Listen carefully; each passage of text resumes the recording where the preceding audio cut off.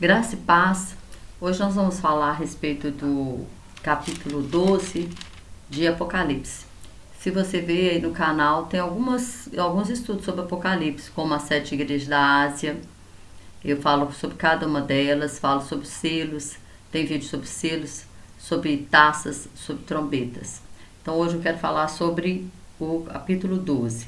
Fala assim: viu-se um grande sinal no céu, uma mulher vestida do sol, tendo a lua debaixo dos pés e uma coroa de 12 estrelas sobre a cabeça.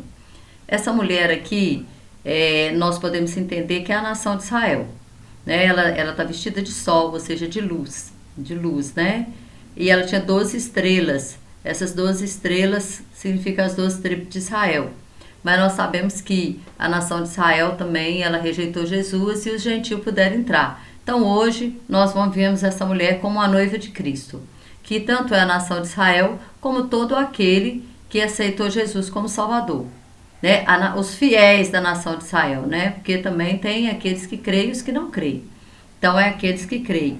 E fala que essa mulher estava grávida no 2, com dores de parto e gritava com ânsia de dar à luz. Aí nós sabemos que é o quê? Jesus Cristo, né? Jesus Cristo. E viu-se um outro sinal no céu. E eis que um grande dragão vermelho, né? Dragão aqui a gente sabe que é o diabo, né? Que é a antiga serpente. Aqui em Apocalipse o símbolo dele é o dragão. Ele é vermelho porque é homicida desde o início, né? Ele veio para matar, desde o início ele é homicida. Ele tinha 7 cabeças, essas 7 cabeças, um pouco para frente aqui em Apocalipse 17, 9, explica que essas 7 cabeças são 7 montes. E 10 chifres, os chifres é 10 reinos, são 10 reinos que vão apoiar o anticristo, que será apoiado pelo dragão. Então, assim, tudo tem um simbolismo, isso aqui é simbólico, né? Não é nada literal. E sobre a cabeça 7 diademas, ou seja, diademas são coroas, né? Então, ele aqui agora estava se mostrando como esse aí que tinha, né, essas nações a seu lado, que tinha essas coroas. E fala assim, aí agora voltou um pouco na história da humanidade, que aí vai voltar para o início, o capítulo 4. Esse 12, né, ele está todo fora de ordem cronológica, mas aos poucos a gente vai entendendo, né, que é a história da humanidade aqui dentro. E fala assim, e sua cauda levou após si a terça parte das estrelas do céu e as lançou sobre a terra. E o que ele está falando? Ele já como voltou lá no início, né? Quando ele se rebela contra Deus, quando ele faz lá, né, a sua rebelião e ele consegue convencer 1/3 dos anjos, né? A estrela aqui são os anjos. Então ele conseguiu convencer 1/3 dos anjos e esses anjos de hoje são os anjos caídos, né, que nós chamamos de demônio. Então aqui voltou, né, lá no início da história. E depois ele continua no verso 4, né? E aí foi lançado sobre a terra. E o dragão parou diante da mulher que havia de dar à luz, para que, dando ela à luz, lhe tragasse o filho. Essa também é uma história que começa desde Gênesis 3,15, quando Deus fala com Eva assim, né? Fala com a serpente, desculpa, que da descendência da mulher ia nascer aquele que ia pisar na cabeça da serpente, ou seja, na cabeça do diabo.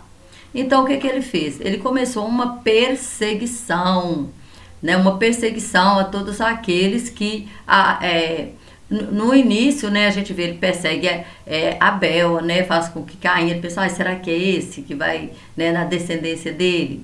Depois a gente vê né, tudo que vai acontecendo, aí acontece o dilúvio, aí depois começa a história da humanidade novo através dos filhos de Noé, e depois a gente vê que quando Deus escolhe a nação de Israel, a perseguição se torna contra a nação de Israel. Né? Várias vezes a nação de Israel esteve para ser extinta, mas Deus não permitiu. Nós vemos que teve o cativeiro babilônico, mas Deus permitiu o povo voltar. Depois tem o cativeiro da Síria, que o povo não volta, mas da Babilônia o povo volta. Tem, né, tantas coisas que aconteceram com a nação de Israel, tanta perseguição, a destruição dos 70 anos depois de Cristo, a diáspora, né, que a gente fala que é essa dispersão dos judeus pelo mundo, eles perdem, né, a sua nação, e aí vem o holocausto, e é tanta coisa de perseguição que acontece com eles. Mas até chegar no filho também, até Jesus nascer, a gente vê na época de Moisés, que todo menino que nascesse, né, o diabo coloca no coração do faraó de matar. Depois, nós vemos que quando Jesus nasce, né, Herodes manda matar todas as crianças abaixo de 2 anos, lá em Belém. Está lá em Mateus 2,13. Manda matar todas as crianças, né? Porque ficou sabendo que tinha nascido um rei. Então, tudo por trás o que? Satanás, que queria tragar o filho, né? Porque é mais fácil matar uma criança, né? Impedir o filho de nascer, como se ele tivesse esse poder, né? De impedir qualquer coisa que Deus já determinou que vai acontecer, acontecesse. E aí, nós vimos isso na história. Se você é um estudioso, você lê a Bíblia, você vê isso no todo o Velho Testamento acontecendo isso. O dragão, né, tentando impedir o filho.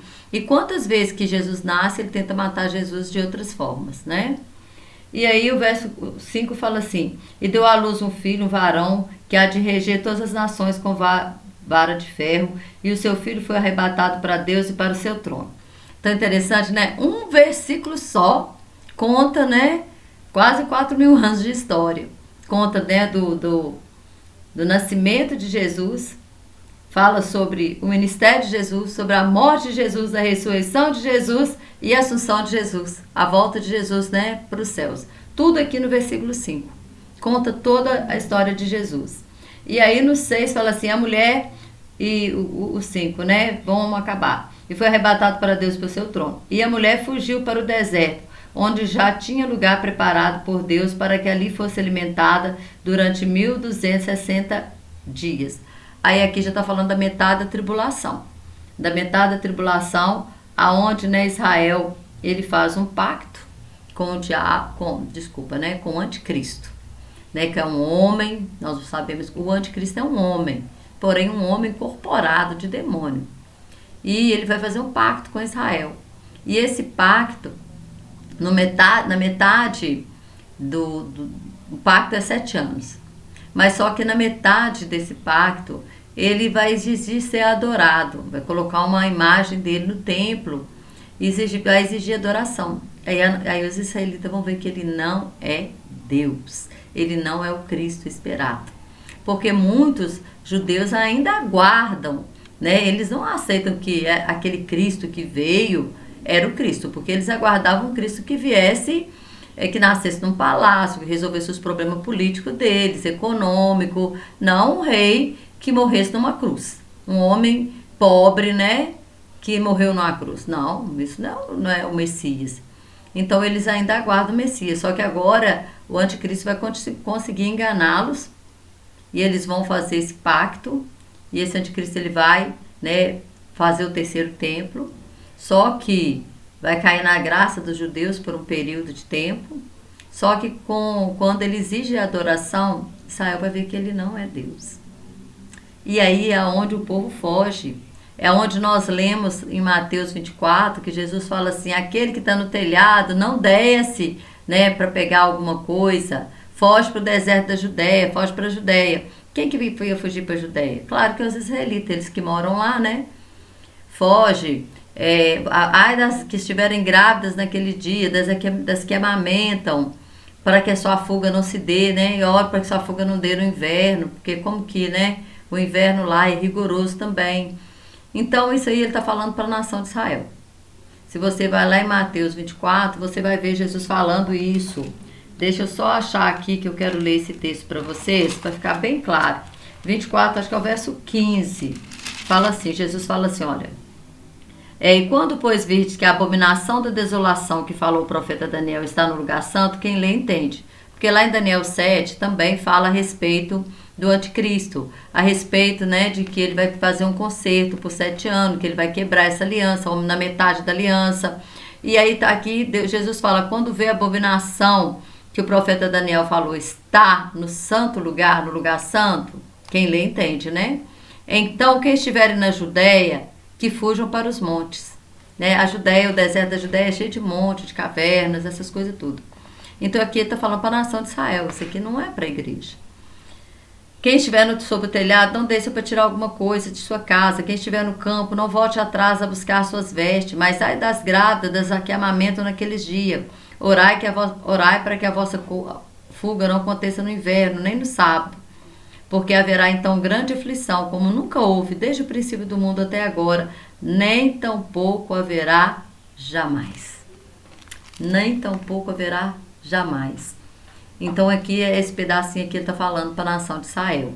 E aqui está falando que a mulher, então, ela foge para o deserto, né? E ali ela é alimentada durante 1260 dias, que dá 3 anos e meio. E aí o verso 7. E houve batalha no céu. Miguel e seus anjos batalharam contra o dragão, e batalharam o dragão e seus anjos. Voltamos para o princípio da história. Antes, né, da terra, lá quando houve a rebelião de Satanás no céu. E fala assim, mas não prevaleceram, nem mais o seu lugar se achou nos céus. E foi precipitado o grande dragão, a antiga serpente, chamada Diabo e Satanás, que engana todo mundo. Ele foi precipitado na terra e os seus anjos foram lançados com ele. Presta atenção.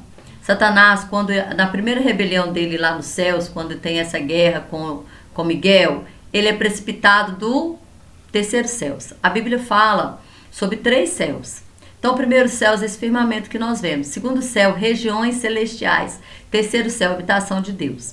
Então, Satanás, se você ler Jó 1, Deus pergunta, vem os servos dele, ele pergunta, né? E no meio deles vem Satanás, ele pergunta, de onde você veio? Ele fala assim, de passear e rodear pela terra. Então, ou seja, ele ainda não está literalmente sobre a terra. Ele tem acesso à terra.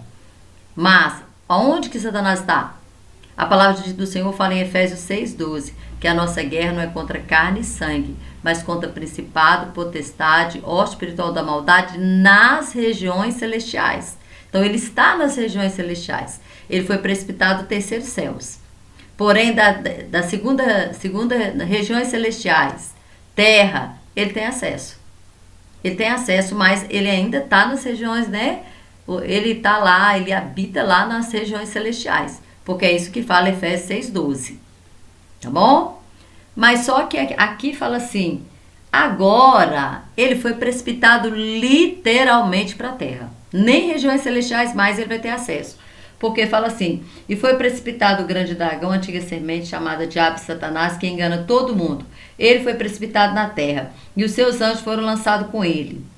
E ouvi uma grande voz do céu que dizia, agora chegada está a salvação e a força e o reino do nosso Deus, o poder do seu Cristo, porque já o acusador de nosso irmão é derribado, o qual diante do nosso Deus os acusava de dia e de noite.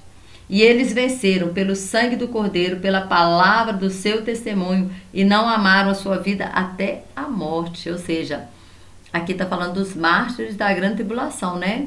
Pelo que alegrai-vos, ó céus, e vós que neles habitai, ai dos que habitam na terra e no mar, porque o diabo desceu a vós e tem grande ira, sabendo que já tem pouco tempo. O que acontece? Hoje, vamos falar de hoje. Hoje ele está nas regiões celestiais, tem acesso à terra. Quando chegar o momento da grande tribulação, ele vai ser expulso também. Os anjos, Miguel, seus anjos, vai expulsá-lo e ele vai descer direto para a terra. E aí, ele, por isso que os anjos falam, né? Ele fala, ai dos que habitam na terra e no mar, porque o diabo desceu a vós e tem grande ira, sabendo que já tem pouco tempo.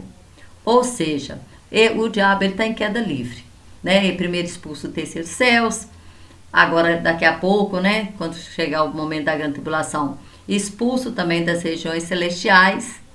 E depois da grande tribulação, ele é preso por 1000 anos. Está lá, está aqui em Apocalipse 20. Então ele está em queda livre, né? Eu falei, está em queda livre. Do terceiro ele vai passar para o segundo ele passa para a terra e depois da terra para o abismo. Queda livre, derrota total do diabo. E aí o que acontece?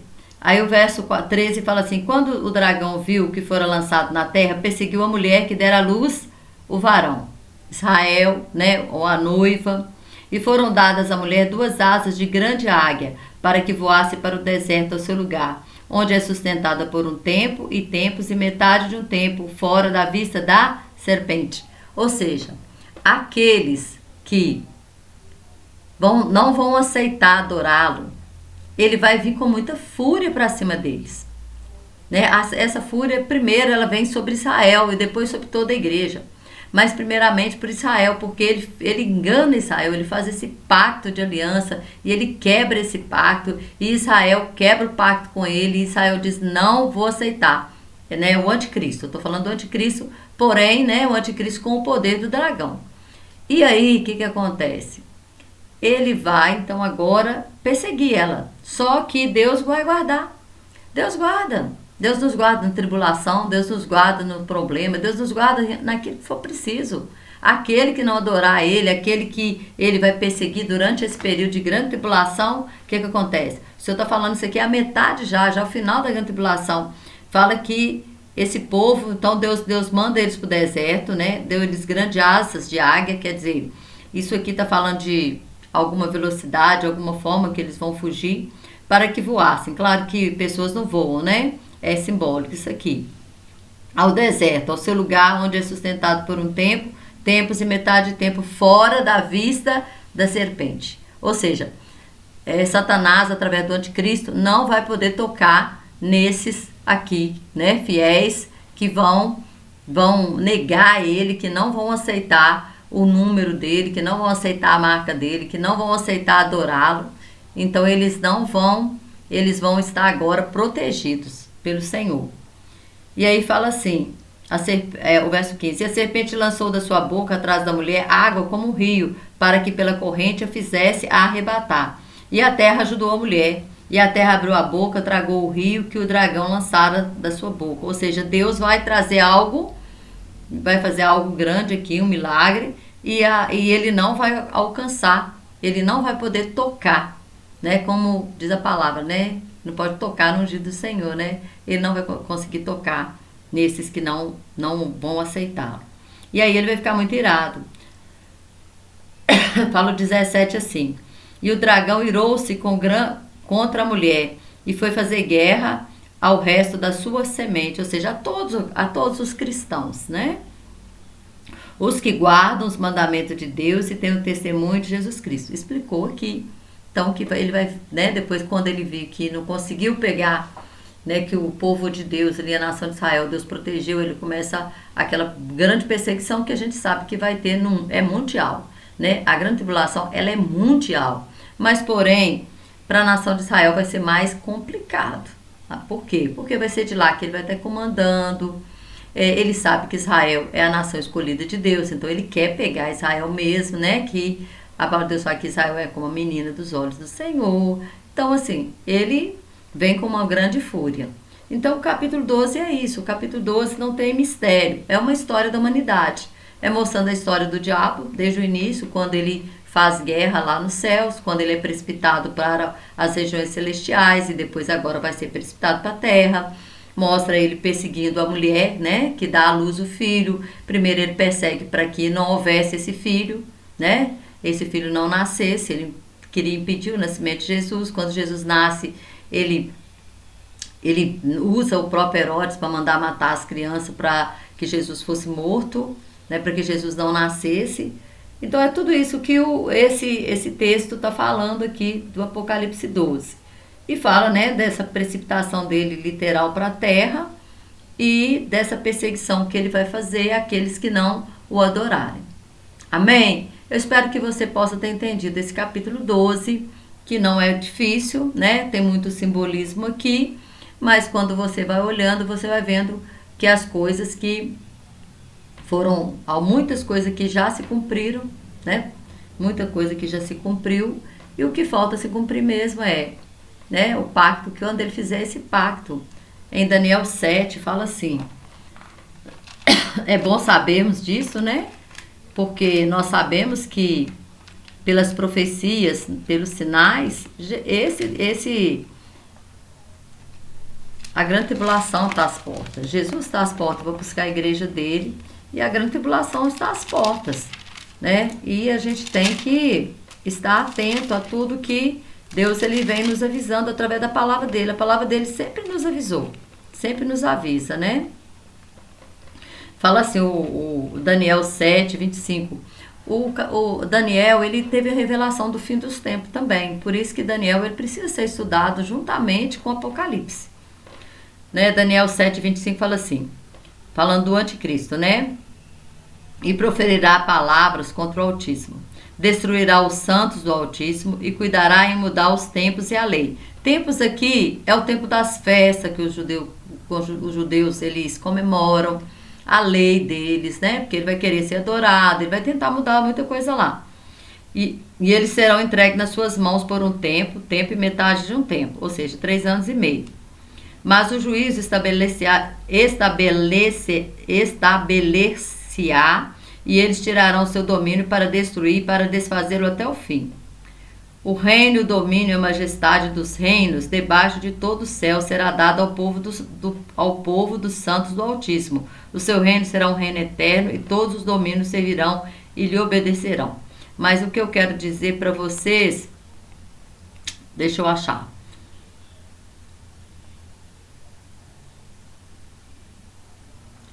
Tem um verso aqui que fala do que ele vai fazer, né? Um concerto. Ele faz um concerto por um tempo, por metade de tempos, né? E depois, então, ele quebra esse concerto na metade do tempo.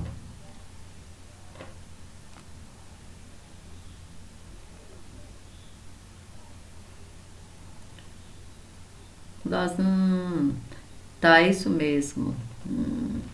É um outro versículo. Mas eu vou achar esse versículo, né, para poder trazer para os irmãos, para entender bem isso.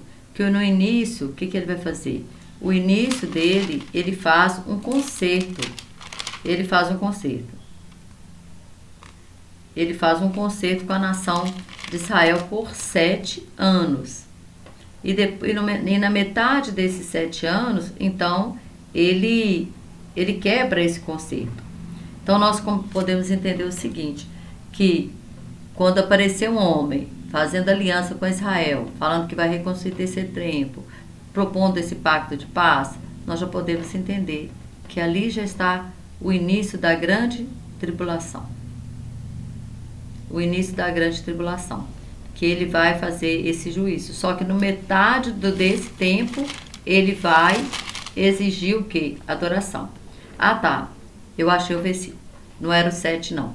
É Daniel 9, versículo 27. Fala assim, Daniel 9, 27. E ele firmará um concerto com muitos por uma semana. Uma semana de anos. Uma semana de anos são 7 anos. E na metade da semana fará cessar o sacrifício e a oferta de manjares. E sobre as asas da abominação virá o assolador. E isso até a consumação. E o que está determinado será derramado sobre o assolador. Então está falando, olha, no início da semana, início dos 7 anos da grande tribulação, ele fará o quê? Um concerto. Então é esse concerto que dá início à grande tribulação. É esse pacto de paz que vai ser feito entre o anticristo e a nação de Israel. Amém? Espero que você tenha entendido, né? Qualquer coisa deixe no comentário se tiver alguma pergunta, alguma dúvida. E nós vamos falar a respeito do Apocalipse 13 no próximo vídeo, em nome de Jesus. Que Deus te abençoe. E deixa seu like, tá? Compartilhe esse vídeo com mais pessoas possíveis, para que outros também possam entender. Porque é o tempo de nós estarmos atentos a tudo que está acontecendo. Porque a qualquer momento, Jesus ele vem buscar a sua igreja. Nós temos que estar preparados, temos que estar atentos aos sinais que estão se cumprindo. Amém? Deus te abençoe.